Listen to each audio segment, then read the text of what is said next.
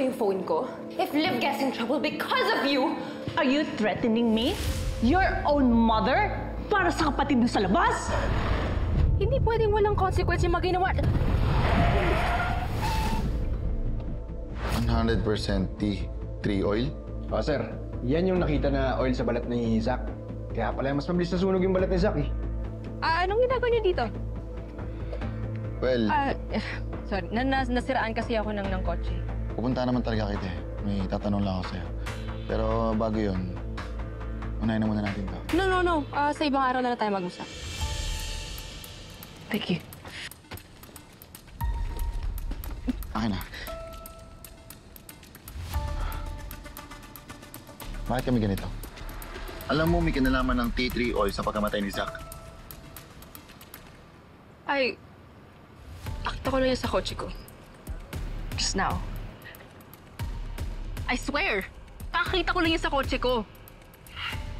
At anong balak mo gawin dito? Wala! Itinatago ko lang naman niya kasi alam ko na sisitahin mo ko. Pagbibintangan mo ko. Masisisi mo ba ako, Miss Baltazar? Ilang beses mo kami pinagsinungalingan tungkol sa away niyo ni Zack.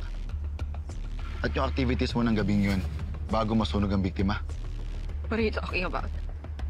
Di ba sabi mo busy ka sa trabaho? Pero may CCTV footage na nagiinom ka sa bar noong gabing yun.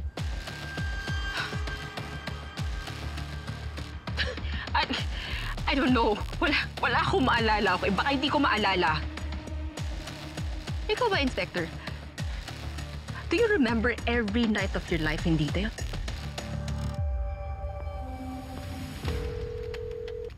We're sorry. The number you have reached is not... Hey! Hello! I'm gonna do some readings outside. Do you wanna come with me? I have to go to lunch with some anak ng congressman. Oh. Tutuloy mo pa pala yun. I thought kasi na if you were going to choose a new maid of honor na, it would be me. Pero, Yana, it's okay. please huwag ka nang sumabay. I'm still so worried about Liv. I don't know. She's gonna go to that Cindy girl. Kasi feeling niya, siya yung nag-send ng video. Pero paano kung hindi siya naggawa nun? Huh? Bakit? Who else could have done it? Kung kinabukasan namatay yung mahal ko sa buhay, yes. Hindi ko makakalimutan yan. Nakausap ko si Cindy. Nalaman ko na pinagbandaan mo siya na burahin yung video niyo ni Zack. At sinaktan mo pa daw siya. So it shows na may tendency ka manakit kapag galit ka. Miss Baltazar, patong-patong na ebidensya na yung laban sa'yo. Hindi lang obstruction of justice ang pwede naming isang pangkaso sa'yo sa pagbabanta mong burahin yung video evidence. Pwede ka rin namin sampahan ng kasong murder.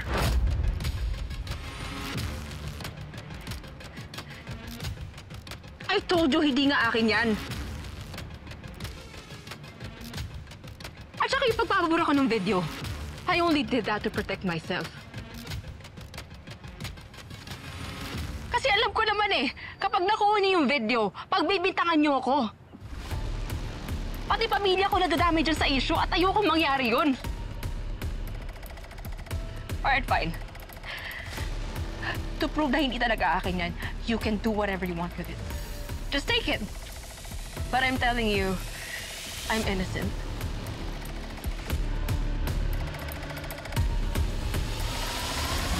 Wait lang. Do you know something, eh? If I tell you, promise me you won't tell anyone, Yana. Attorney-client privilege.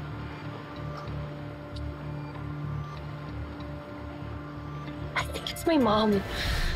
Huh? How? Because, I don't know, because I left my phone with her the other day. And I think she saw the video and maybe she sent it to the police so that they could get in trouble. Hey, oh my gosh. Grabe si tita. How could she do that? Keep your mouth shut, okay? She's deep down in the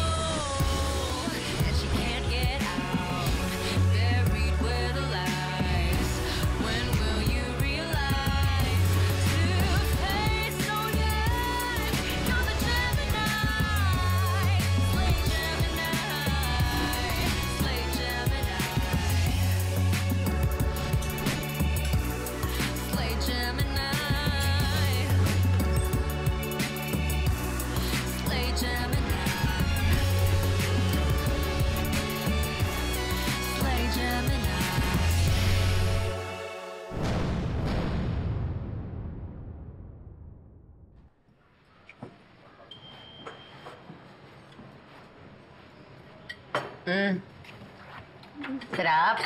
Thank you. Fresh from the oven yan. Dahan-dahan ka lang. Cheat day mo ba ngayon? Dami mo kinakain ah. Mamaya ko na lang babawiin sa gym, okay? Hindi mo alam yung pinagdadaanan ko ngayon, Sugar. Eh di ikwento mo. Paano ko malalaman kung di mo ikikwento? Para saan pa yung mga I solemnly natin kung di din ako magiging kaibigan sa'yo?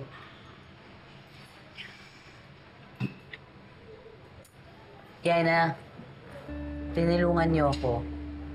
Nung ako yung pinaghihinalaan dun sa pagkamatay ni Coach Zach. Gusto ko lang din makatulong.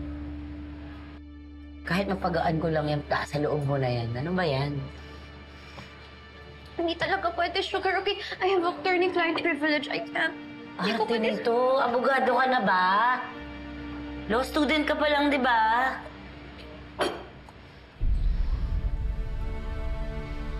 Alam mo, you're right. Okay, fine. But, Sugar, sasabihin ko lang to sa'yo because hindi ko na kaya. Okay? Hindi ko na kaya. I can't focus on my readings until iniisip ko to lahat ng to, okay? But you have to promise me, you can't tell Liv, you can't tell A. Okay, promise. Promise. Promise. Sige na, ano?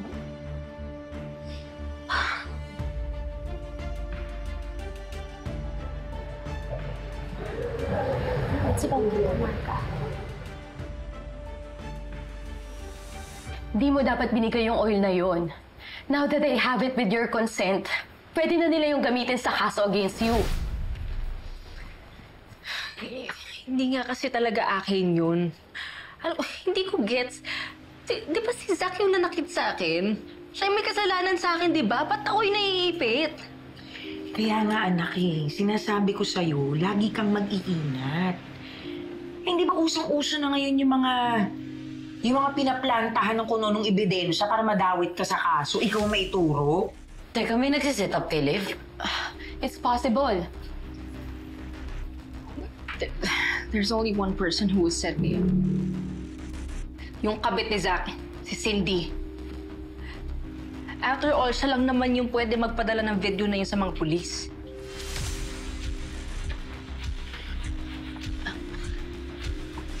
Actually, hindi. What are you talking about?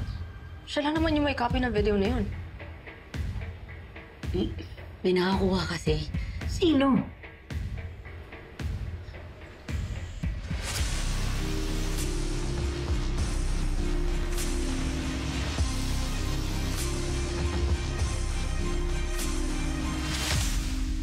Nasabi mo na ba kay Liv na she's no longer a maid of honor? Since when? Since Eliza found out na siyang person of interest sa murder investigation. Alam mo namang politiko si Eliza, naalagaan lang niyang image niya pang seleksyon. At pumayag ka naman. Pamilya natin si Liv. She should be involved in the wedding. I'm sorry, Dad. I just want to keep my peace, kaya pumayag ako. I'm sorry. Marka! Marka! Ma. Pasensya na po. Sila po na po. Marka! Anong ginawa mo? Ikaw napakalalang hiya mo, babae ka talaga? Yan ang problema. Bakit galit na galit ka? Itanong mo siya sa asawa mo kung ano ginawa niya. Tanong mo! What are you talking about? Siya ang nagpadala ng video sa mga polis. Siya ang nagigdag kay Liv.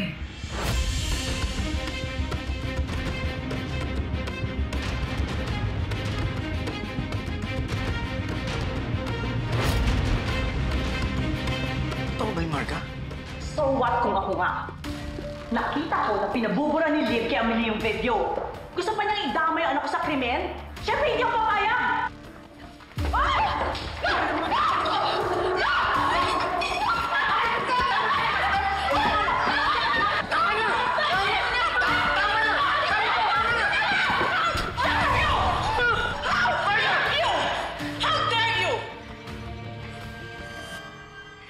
Hayaan mo naman. Ako na lang ang si Mama. Marga, sa susunod na saktan mo pa si Liv, ako na makakalaban mo. Bakit sa akin ka nagagalit? Sila'y sumugod dito, ginugulo tayo. I will not be disrespected in my own home by this illegitimate child! Sabi mo! Tama lang si Tita Marga eh! Alam ko naman na galit ka sa akin. Dahil ako yung reminder na may unang minahal si Papa bago ikaw. Pero kailangan ba talaga ipakulong? Ha? Para makaganti ka sa amin? Eh, hindi ko naman ginusto na maging anak ako sa labas!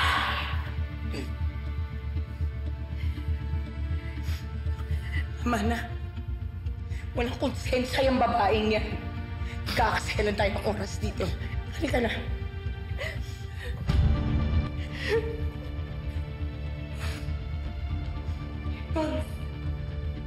Sabihin mo yung asawa mo, ha? Huwag mong hayain kawawahin na yung anak natin.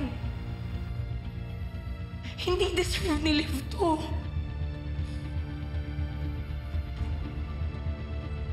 Kaya na.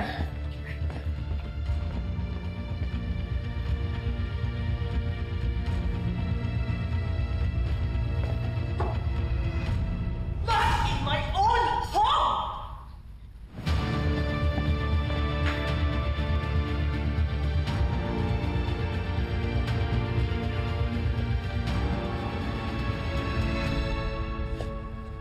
Ano may nagawa kay Liv?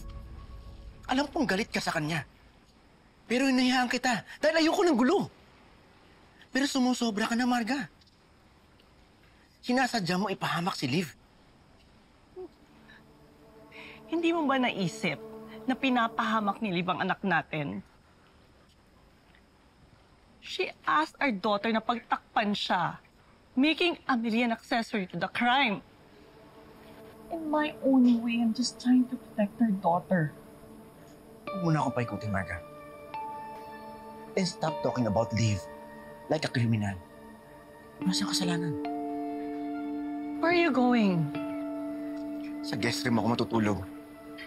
Hindi kita kayang tabihan niyo yung gabi.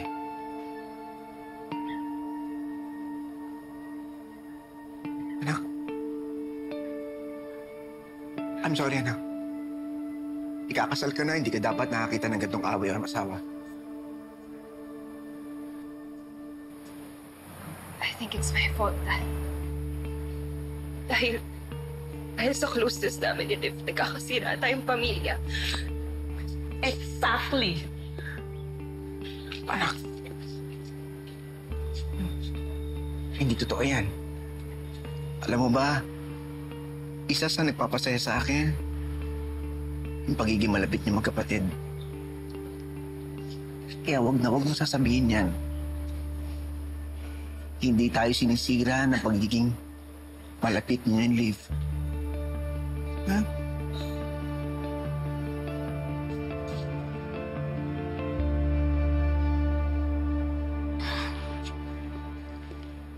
Oh my gosh.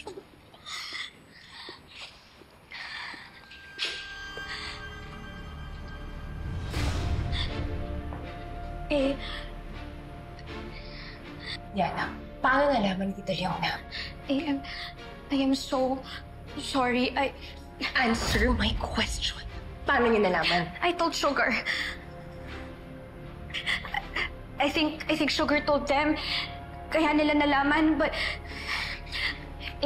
I swear, okay? I swear, I made Sugar promise, and I told her na dapat kami lang yung makakaalam. Like you promised me na tayong dalawa lang makakaalam, Yana, ha? Emily, I'm really so can't sorry. believe you, Yana. Pinapatira ka namin dito sa bahay, rent-free. And now you're causing trouble in my family? I'm so sorry. I really didn't mean to. Okay? What the hell, Yana?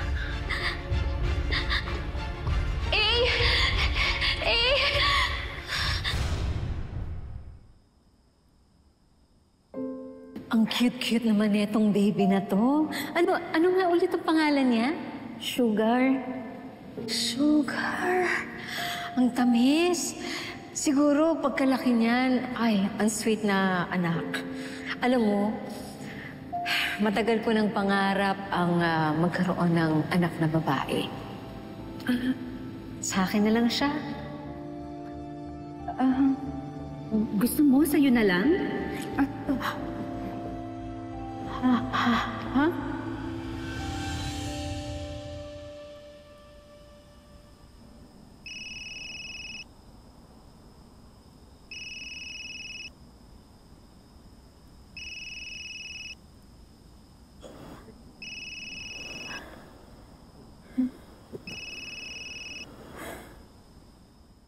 Hello, Ma! Kuha niyo yung sweldo ko? Ha? Pasensya na, anak. Hindi ko pa nakikita. Ha? Dinagdagan ko na po yun, ha? Lumabas kayo ni Papa, mag-date kayo, kumain kayong masarap. Gastos pa yan. Ano ka ba, Ma? Deserve nyo yun. Ilang taon din puro kami yung iniisip ninyo. Lahat kaya ng pera nyo napunta sa tuition naming magkakapatid. Kumikita na din naman ako eh. Ano ba naman yung kayo naman yung pasayahin ko? Salamat. Salamat, anak. Hindi, Ma. Ako nga dapat nagpapasalamat sa inyo. Salamat, inalagaan niyo po kaming magkakapatid. Love you, Ma. Love you too, anak.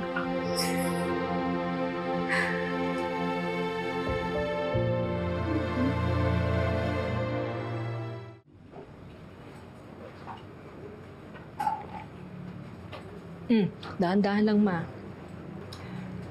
Isang gabi lang to, ha? Anak.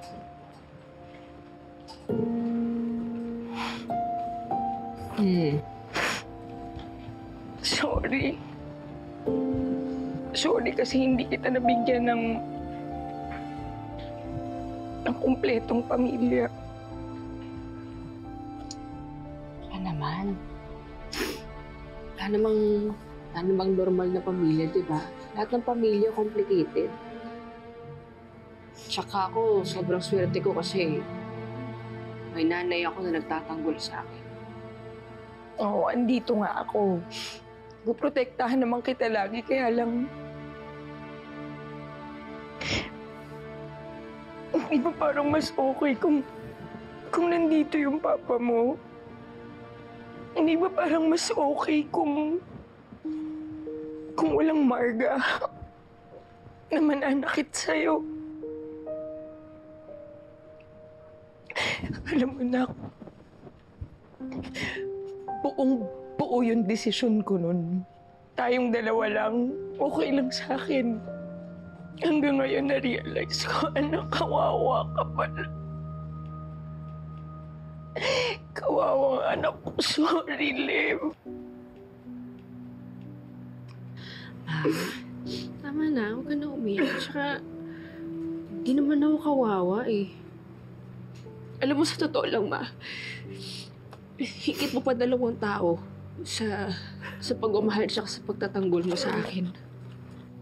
Pinaiiyak mo lalo ako. Baka magbukas ako ng isa pang bote doon. Ubusin muna natin yan. Pero, kasi alam mo, sa totoo lang, hindi ka lang nanay. Ikaw yung mama at papa ko. Ikaw yung best friend ko. Ikaw yung kapatid ko. Ikaw yung life coach ko. Ikaw lahat. Ikaw lahat. Talaga. Yeah. Thank you, ano. Thank you.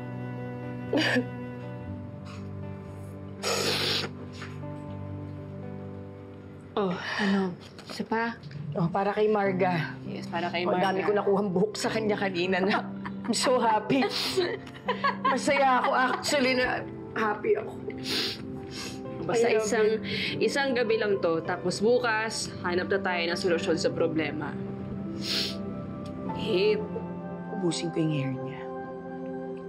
Ubusin ko yung hair. Kaya na natin, Tita Marga. Ayoko sana ng gulo sa pamilya ko. So I sent it anonymously. Pero ngayong alam na ng lahat, what the hell, right? Saan niyo nakuha yung video? I saw it on my daughter's phone by accident. Liv messaged her. Inuutusan siyang burahin yung video. I won't let her make Amelie an accessory sa ginawa niya kay Zach. Naniniwala kayo na si Liv ang pumatay kay Zach? Who else had the motive?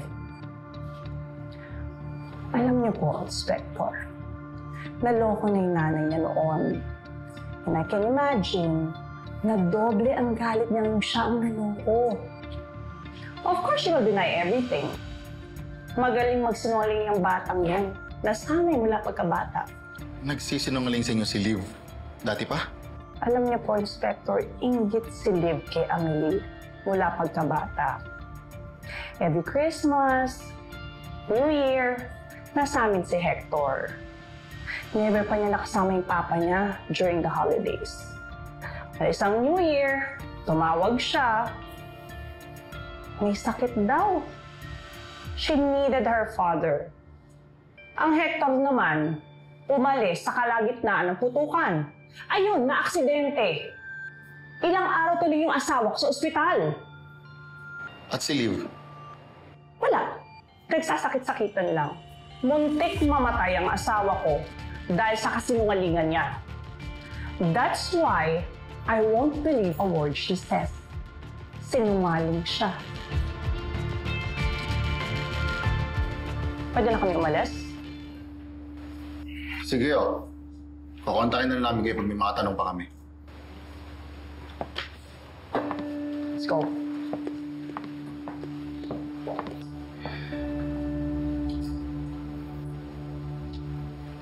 Sir.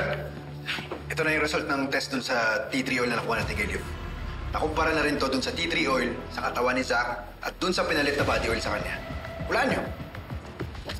Match? 100%! Yan ang yata yung weapon of choice ni Liv eh. Well, after all, di ba, pharmacist siya. Ito pa sir. Sabi ng lab, hindi daw lahat ng tea tree oil ay pare-pareho. Kahit puro pa, may pagkakaiba talaga. Base dun sa kung kailan at saan na-harvest yung oil. Ibig sabihin, parehong manufacturer. Parehong batch ng harvest, yung oil ni Liv na nandun na sa katawan ni Zach. Tama. Hindi ako niniwala sa coincidence.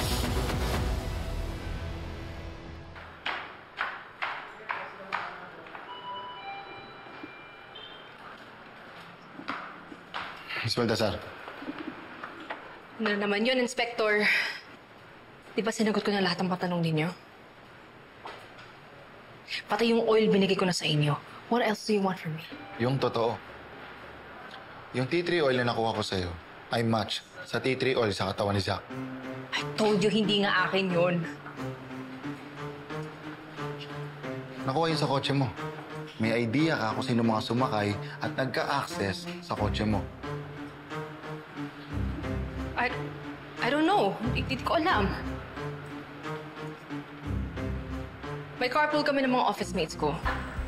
Plus, I give rides to my clients all the time. Mahirap para sa akin inalahanin kung kanino talaga yung tea tree oil na yan. Nagsasabi ka ba ng totoo, Miss Baltasar? Look, I will try to recall kung sino-sino yung sumakay sa kotse ko, and then I will let you know, I will call you kapag may listahan na ako.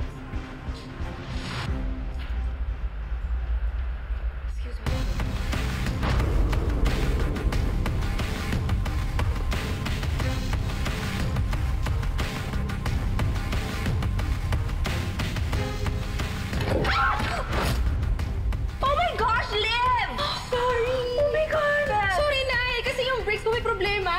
It's okay. Oh my gosh, buhay pa ako. Sorry. Papacheck ko yung brakes ko. Oo, girl, pacheck mo. Emily. Alam mo ba kung nasan yung laptop ni Zach? Buti nga nasira yun eh. Kasi yung puno ng kademonyo yung laptop na yun. What if alam ko na kung kanino yung tea tree oil na nakita dun sa kotse ko? Yung may kinalaman sa pagkamatay ni Zach. Yummy. Kailangan malaman ng mga pulis to. Hindi lang si Liv ang may motibong pumatay sa kanya. Posibleng siya na ang hinahanap nating killer. Where did you get that? Sa laptop ni Zach. At hindi lang to ang video. Nakasama ka ni Zach.